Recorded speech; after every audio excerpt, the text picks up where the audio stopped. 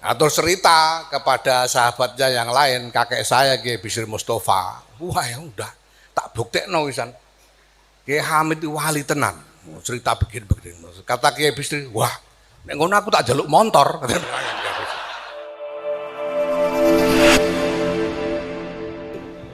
Assalamualaikum warahmatullahi wabarakatuh.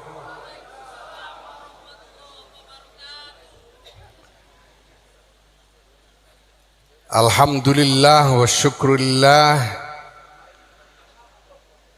wassalatu wassalamu ala rasulillah Sayyidina wa maulana Muhammadin ibn Abdillah wa ala alihi wa sahbihi wa mawalah.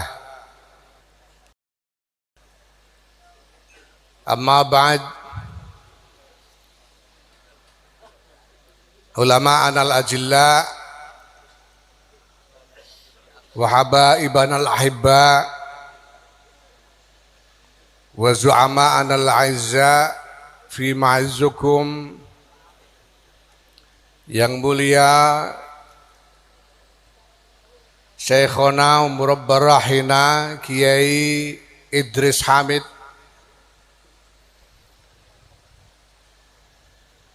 atalallah baqa'ah. Yang mulia Rais Am Pengurus Besar Nahdlatul Ulama Kiai Miftahul Akhyar, para kiai dan habaib yang hadir bersama kita pagi hari ini, yang saya hormati para pejabat pemerintahan,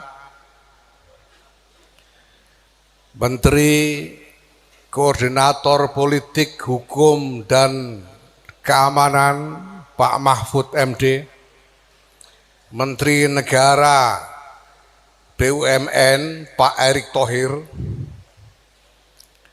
ini dua-duanya NU, walaupun yang satunya MD, tapi NU.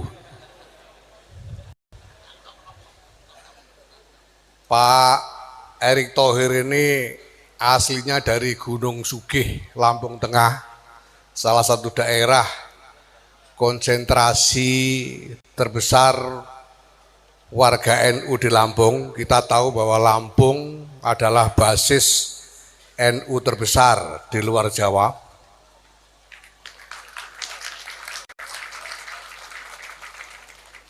Kalau Pak Mahfud MD ini saya malah baru tahu kalau beliau dari Madura.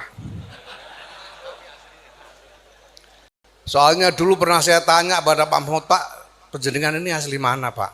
Beliau jawab, oh kalau saya asli Jogja. Setahu saya beliau asli Jogja, ternyata Madura beliau ini. Alhamdulillah. Hadirin wal hadirat, para muhibbin, para santri yang dimuliakan oleh Allah, alhamdulillah. Dijadikan wali oleh Allah, dijadikan wali Allah itu adalah karunia makom, derajat, pangkat yang luar biasa tinggi, luar biasa mulia. Apalagi di zaman sudah tidak ada lagi nabi-nabi seperti zaman kita hidup ini. Tidak ada makom lebih mulia yang bisa diimpikan oleh seorang mukmin selain makom wali Allah. Maka wajar, bukan aneh, tidak mengherankan apabila pada hari ini kita saksikan begitu banyak orang ingin memberikan penghormatan dan bertabarruk di dalam majelis haul Kiai Haji Abdul Hamid bin Abdullah bin Umar ini, Karena kita semua tahu makom beliau yang sangat tinggi di hadapan Allah Subhanahu wa taala.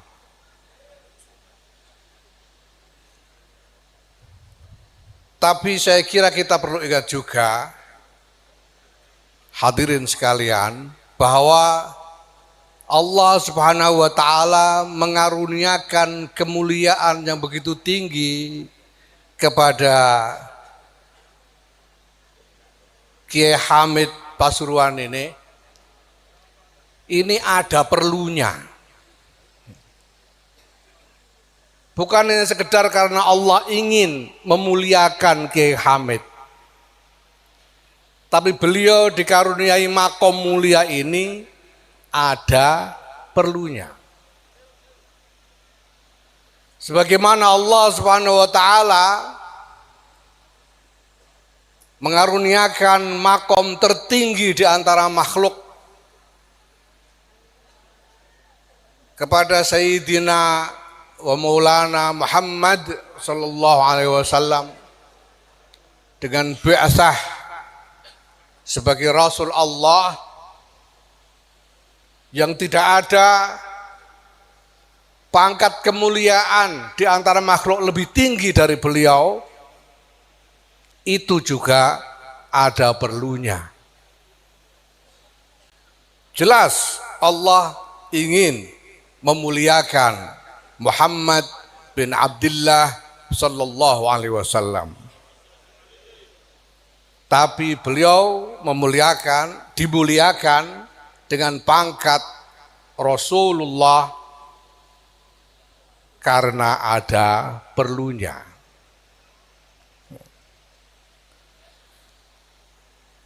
Apa perlunya? Saya kira kalau Rasulullah Muhammad sallallahu alaihi wasallam cukup jelas mansus, baik di dalam Quran maupun di dalam hadis sunnah Rasulullah sallallahu alaihi wasallam. Bertebaran di sana, wa ma arsalnaka illa rahmatan lil alamin. Ya ayyuhan nabiyyu inna arsalnaka syahidan wa mubasysyiran wa nadhira wa da'iyan ila Allah biiznihi wa sirajan munira. Innama bu'itsu liutammima makarimal akhlak. Itu perlunya Kanjeng Nabi diberi kemuliaan sebagai Rasulullah. Dan Kanjeng Nabi tidak akan pernah mau menggunakan kedudukannya, kemuliaannya sebagai Rasulullah di luar keperluannya. Kedudukan sebagai Rasul itu digunakan hanya untuk keperluan kenapa beliau diangkat menjadi Rasul. Itu sebabnya misalnya ketika ditawari dengan harta, ditawari wanita, ditawari kebangsawanan oleh orang-orang Quraisy, beliau tidak bisa terima. La wada'u syamsa fi yamini wal qamara fi yasari ala an atruka hadzal amr ma taraktuhu hatta yuzhirahu Allah au ahlika dunah. Lebih baik saya tidak akan meninggalkan urusan ini sampai Allah menjadikannya berhasil atau saya binasa karenanya. Karena beliau tidak mau menggunakan kemuliaan pangkat sebagai Rasul selain untuk keperluannya.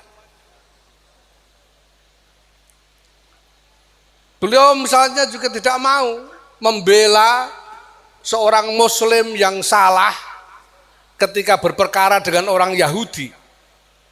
Walaupun ini Muslim berhadapan dengan Yahudi, karena Muslimnya yang salah, orang Muslimnya yang salah, beliau tidak mau membela. Karena bukan untuk keperluan itu beliau menjadi Rasul. Demikian juga Hadratus Syekh Kiai Abdul Hamid bin Abdullah Umar beliau juga tidak akan menggunakan makom kewalian beliau ini di luar keperluannya. Kalau masih di dalam keperluan, beliau pasti akan melaksanakan. Pada waktu itu ketika mulai terkenal Kiai Hamid Pasuruan sebagai waliullah, salah seorang sahabat beliau, teman beliau mondok bersama waktu itu, yaitu Kiai Ali Maksum, kemudian ingin membuktikan apa betul Kiai Hamid ini wali. Maka Kiai Ali pun datang ke Pasuruan ini, dan sampai di sini lalu beliau berkata kepada Kiai Hamid, aku butuh duit dah, kata beliau. Saya butuh uang ini. Berapa? Kiai Hamid bertanya. 500.000, 500.000, kata Kiai Ali. Karena yang mengatakan adalah Kiai Ali Maksum, mustahil Kiai Ali Maksum ini menginginkan uang untuk keperluan di luar yang dibenarkan oleh syariat. Pasti untuk keperluan maslahat, untuk keperluan yang sesuai dengan syariat. Karena yang mengatakan adalah Kiai Ali Maksum. Nah, kalau saya yakin ini sama-sama walinya. Nah, mendengar itu Kiai Hamid langsung mau berdiri, mungkin mau mengambilkan uang di kamar atau bagaimana, tapi oleh Kiai Ali dipegangi tangannya. Sampean kene ayo ora usah ning ndi. Jare butuh duit. Iya tapi sampean aja ning ndi kene ae. Kata Kiai Ali. Kiai Hamid lah, yes. Ala niati Kiai Ali Maksum Al-Fatihah. Begitu selesai Fatihah, tiba-tiba langsung Assalamualaikum. Ada rombongan tamu datang. Banyak orang tamunya. Dan satu persatu lalu salaman dengan Kiai Hamid. Zaman itu kalau ada tamu bertamu kepada kiai, kecuali sama-sama kiainya ya, kecuali sama-sama kiainya. Kalau ada tamu bertamu kepada kiai, biasanya ya tangannya bukannya tangan yang telanjang, mesti ada lemeknya. Itu waktu itu pasti, nggak kayak sekarang. Sekarang ini wah orang bertamu kepada kiai, tangan tipa umbel ora wijik barang. Ora dilebeki apa-apa. Bar ditakoki jebul malah njaluk utangan. Nah, itu zaman sekarang ini repot kiai zaman sekarang ini. Nah, kalau tadi kata Kiai Idris wali kotanya menyumbang sound system dan lain sebagainya, ya maklum wali kotanya Saifullah Yusuf, ya gimana lagi. Kalau yang lain ya enggak tahu gitu ya. Nah, jadi ya salaman ada lemeknya semua. Lemek taruh sampai terkumpul menggunung. Begitu selesai orang terakhir salaman langsung ini tadi lemek-lemek salam tempel ini langsung oleh Kiai Hamid disorong ke hadapan Kiai Ali Maksum. Ki londa hitung dhewe. Langsung disorong. Dan saat itu juga dihitung oleh Kiai Ali, betul-betul dihitung satu persatu, dihitung oleh Kiai Ali dan total jumlahnya 500.000 rupiah, tidak kurang tidak lebih. Ini Masya Allah. Di situ Kiai Ali Maksum lalu yakin wah wali tenan Kiai Hamid ini. Atau cerita kepada sahabatnya yang lain, kakek saya Kiai Bisri Mustafa, wah ya udah tak buktekno wisan.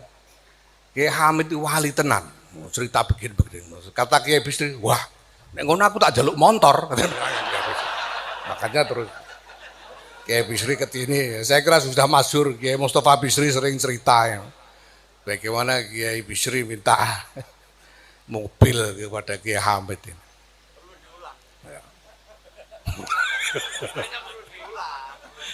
Perlu diulang.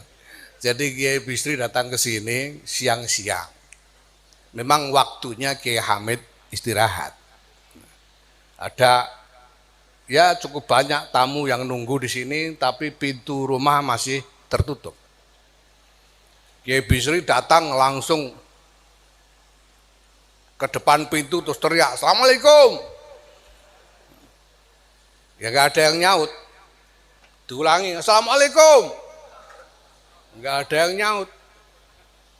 Yang datang malah santri. Santri datang, "Nyuwun sewu Pak, Mbah Yai nembe istirahat." Kiai masih istirahat.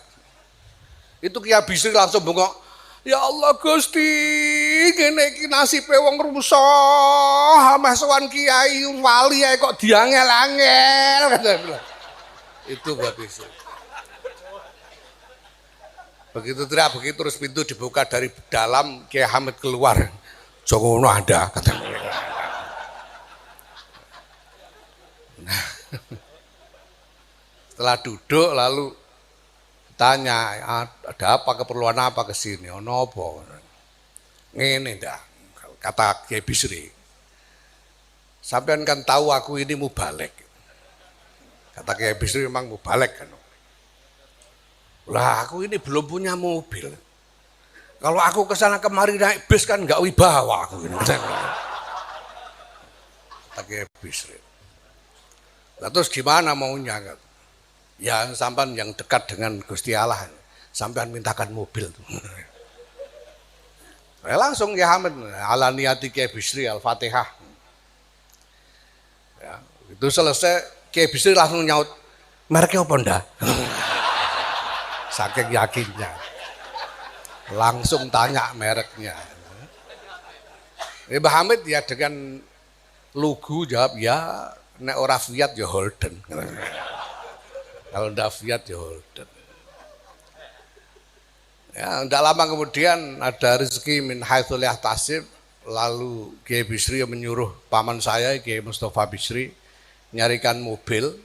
Itu nanya mulai dari Jakarta sampai Surabaya, nggak ada orang yang menawarkan mobil selain merek Fiat atau Holden.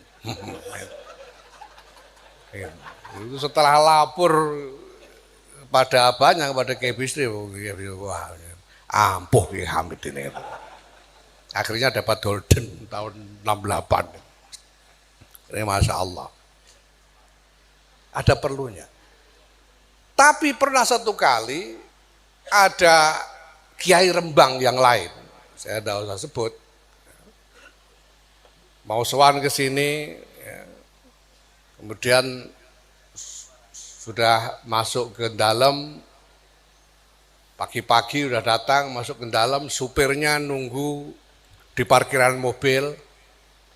Kiai ini nunggu dari pagi sampai sore.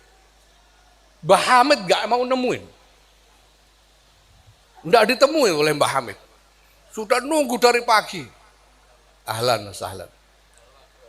Habib Zain.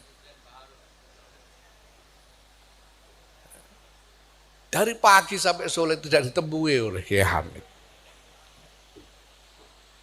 Sampai akhirnya capek nunggu, pamitan kepada santri pulang. Kiai dari Rembang itu pulang. Pulang terus ketemu supirnya sambil gremeng, "Wah, ora rezekiku Kang, bukan rezeki saya Kang. Aku nunggu dari pagi sampai sore begini, nggak ditemui sama Kiai Hamid." Lu supirnya kaget, "Loh, ini tadi malah jagongan sama saya lama Kiai Hamid." Jadi Kiai Hamid ini ndak nemui kiainya, itu malah nemui supirnya malah. Ini Masya Allah. Nah itu kalau dugaan saya karena hajatnya Kiai Rembang tadi itu di luar keperluannya Kiai Hamid menjadi wali. Ya itu makanya enggak ditemuin. Ya.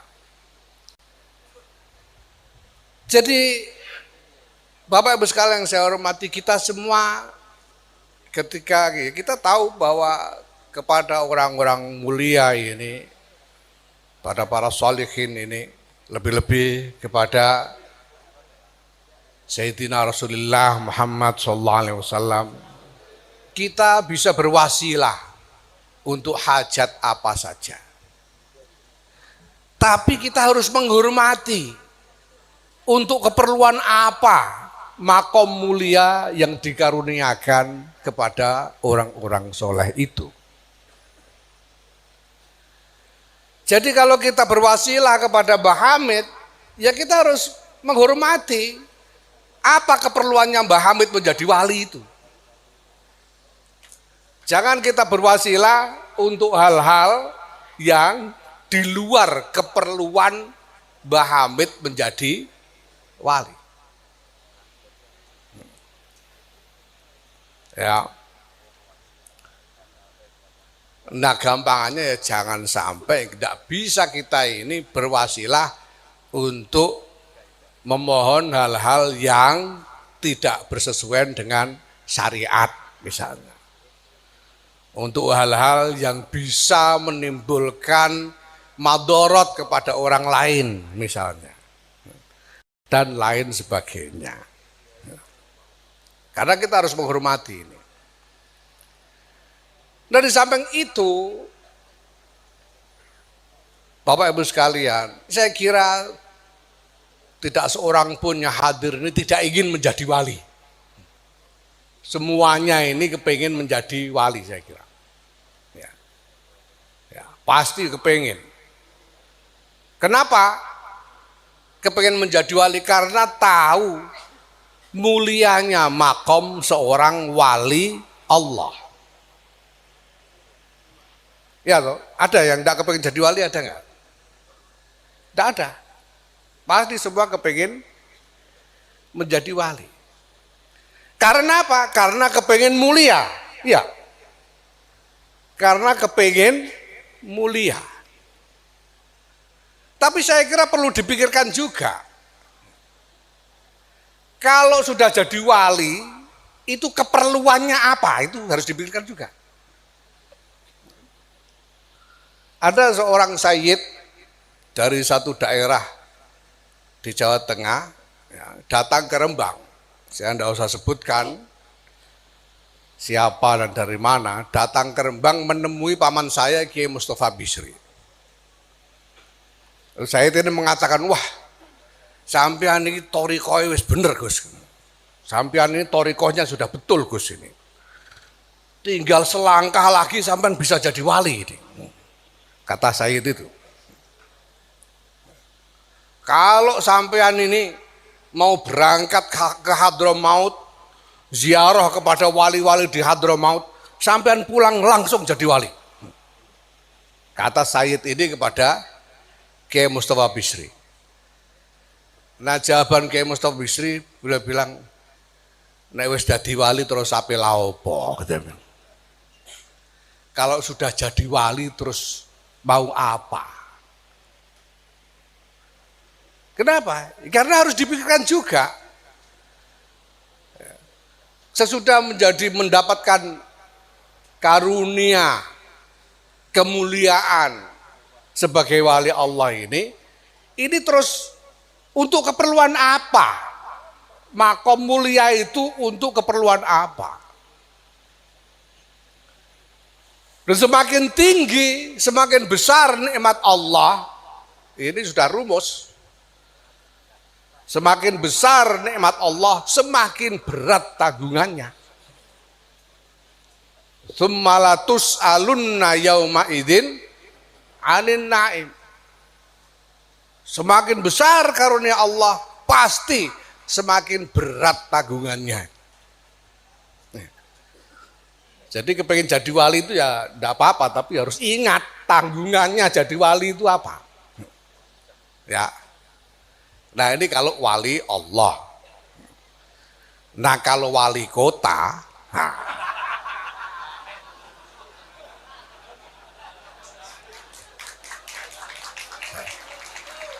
Ya ini sebetulnya kurang lebih sama saja.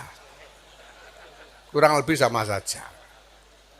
Kepengen jadi wali kota, kampanye ke sana kemari, ngaku-ngaku NU ke sana kemari, supaya dipilih. Itu keperluannya apa? Kalau sudah jadi wali kota itu loh keperluannya apa? Masa ya cuma perlu jadi juru kunci makam saja kan ya enggak. Pasti ada keperluannya. Nah demikian juga Nahdlatul Ulama ini. Bapak Ibu yang saya hormati. Nahdlatul Ulama ini Masya Allah. Ini karunia berdirinya Jam'iyah Nahdlatul Ulama ini adalah karunia luar biasa. Karunia luar biasa. Belum pernah dalam sejarah ada ulama mengorganisir diri secara independen seperti Nahdlatul Ulama ini. Sepanjang sejarah peradaban umat manusia. Belum pernah terjadi. Ini ulama. Organisasi ulama yang berpikir tentang peradaban. Ini luar biasa. Dan pasti kemuliaannya juga luar biasa karena di situ dikumpulkan semua ulama solihin di kalangan ahlus sunnah wal jamaah di Nusantara ini. Ini makom mulia sekali. Itu sebabnya Bapak Ibu, Hadratus Syekh Kiai Muhammad Hasyim Asy'ari juga tidak kemudian buru-buru serta merta mendirikan Jam'iyah ini, enggak. Usulan untuk mendirikan Jam'iyah itu sebetulnya sudah cukup lama sebelum Jam'iyah benar-benar didirikan. Tapi Hadratus Syekh butuh waktu panjang untuk menimbang-nimbang, untuk berpikir apa nanti tanggungannya kalau sudah berdiri Jam'iyah Nahdlatul Ulama. Dan beliau baru mencapai kemantapan setelah mendapat isyarah dari gurunya Syekhina Muhammad Khalil bin Abdul Latif Bangkalan yang mengirimkan tongkat dititipkan kepada Kiai As'ad Samsul Arifin dengan disertai ayat sebagai isyarah, ayat tentang tongkat itu sendiri. Wa ma tilka biyaminika ya Musa. Qala hiya 'asai atawakkau 'alaiha wa ahussu biha 'ala ghanami wal yafiha ma'aribu ukhra. Qala alqaha ya Musa. Fa'alqaha fa'idha hiya hayyatun tas'a. Qala khudha wa la takhaf sanu'iduha siratahal ula. Ayat ini menggambarkan keperluannya didirikan Jam'iyah Nahdlatul Ulama. Atawakkau 'alaiha wa ahussu biha 'ala ghanami wal yafiha ma'aribu ukhra, dan seterusnya. Maka Bapak Ibu sekalian yang saya hormati, Nahdlatul Ulama tidak boleh dipergunakan, diperalat di luar tujuan didirikannya.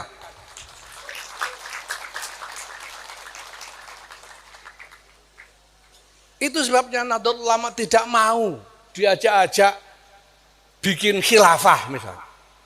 Tidak mau, karena bukan itu tujuan didirikannya Nahdlatul Ulama. Nahdlatul Ulama tidak bisa digunakan sebagai alat untuk merebut kekuasaan demi kepentingan eksklusif Nahdlatul Ulama sendiri. Karena bukan itu tujuan didirikannya Nahdlatul Ulama. Nahdlatul Ulama inilah khidmah untuk seluruh bangsa, khidmah untuk seluruh kemanusiaan, khidmah untuk seluruh peradaban. Ini Nahdlatul Ulama.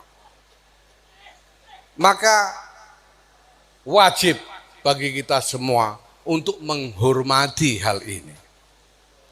Menghormati apa yang telah ditetapkan sebagai keperluannya mendirikan Jam'iyah Nahdlatul Ulama. Jangan coba-coba menggunakan NU ini untuk hal-hal di luar keperluan didirikannya Jam'iyah ini. Ya. Nah, ini saya kira penting untuk diingat, khususnya ketika kita semua memperingati haul Hadrati Syekh Kiai Abdul Hamid bin Abdullah bin Umar dan Nyai Nafisah yang merupakan tonggak dari salah satu tonggak dari kehidupan beragama kita semua. Salah satu tonggak dari kehidupan bernahdlatul ulama bagi kita semua.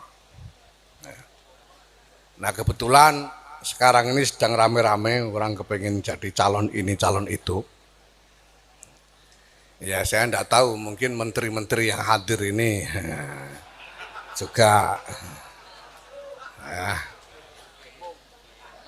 mungkin ya. Nah, saya cuma mau titip aja, tolong diingat keperluannya apa. Wallahul muwaffiq ila aqwamit thoriq. Wassalamualaikum warahmatullahi wabarakatuh.